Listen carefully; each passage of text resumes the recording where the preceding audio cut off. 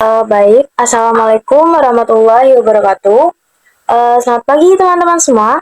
Sebelumnya, perkenalkan saya Nur Atiana dengan NIM 205230118. Di sini saya perwakilan dari kelompok 9. Nah, pada kesempatan kali ini, saya akan menyampaikan materi mengenai konsep managing atau pengelolaan dalam teknologi pendidikan. Nah, di materi ini kita akan membahas tiga hal, yaitu yang pertama ada pengertian managing dalam teknologi pendidikan, yang kedua ada cakupan managing dalam teknologi pendidikan, dan yang ketiga ada penerapan managing dalam teknologi pendidikan. Semoga apa yang akan sampaikan nanti ini dapat bermanfaat bagi kita semua. Oke, sebelumnya teknologi pendidikan itu apa sih? Nah, teknologi pendidikan itu adalah teori dan praktik etis dalam memfasilitasi belajar serta meningkatkan kinerja dengan menciptakan, menggunakan, dan mengelola sumber serta proses teknologi yang tepat. Gitu. Oke, yang pertama yaitu mari kita bahas tentang pengertian dari managing dalam teknologi pendidikan. Nah, managing atau pengelolaan dalam teknologi pendidikan itu merupakan proses pengendalian teknologi pembelajaran melalui beberapa tahap penting, yaitu perencanaan, pengorganisasian, pengkoordinasian, dan penilaian. Nah, tujuannya adalah untuk mempermudah proses belajar dan meningkatkan kinerja pembelajaran.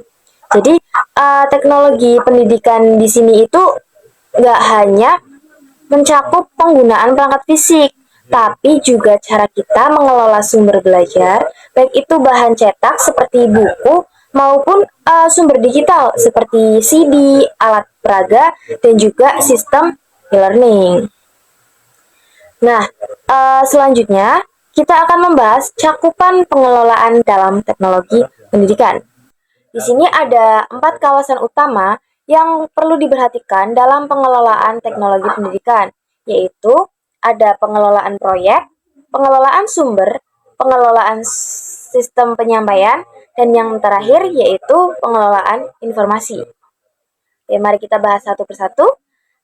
Yang pertama, itu ada pengelolaan proyek. Di pengelolaan proyek ini melibatkan perencanaan, penjadwalan, dan pengendalian proyek desain, serta pengembangan pembelajaran. Nah, di sini tugas utamanya adalah memastikan desain dan pengembangan bahan ajar berjalan sesuai rencana. Yang kedua, itu ada pengelolaan sumber, di mana kita merencanakan dan mengontrol sumber daya pembelajaran, termasuk personel, keuangan, waktu, serta fasilitas pembelajaran. Efektivitas dan efisiensi dalam penggunaan sumber belajar itu sangat penting di sini. Kemudian, yang ketiga itu ada pengelolaan sistem penyampaian. Nah, di sini mencakup pengaturan bagaimana informasi pembelajaran disampaikan kepada siswa, bisa melalui tatap muka, e-learning, pembelajaran jarak jauh, atau blended learning. Kemudian yang terakhir itu ada pengelolaan informasi.